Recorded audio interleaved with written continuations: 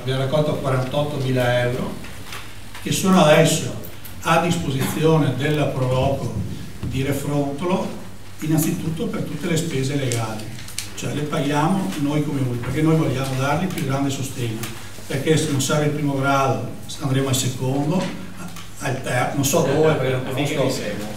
finché alla fine devono assolutamente, noi vogliamo tutelare la Proloco e il suo presidente. Io auspico che la magistratura, chi si occupa di queste situazioni, tenga conto che in determinati momenti non c'è malafede sulle operazioni, ma semplicemente persone che hanno messo tutta la propria voglia e operosità a disposizione della collettività e che magari rischia ingiustamente. Noi siamo molto vicini a quella Proloco di Refrontolo, siamo vicini al Presidente perché lo stiamo seguendo passo a passo, perché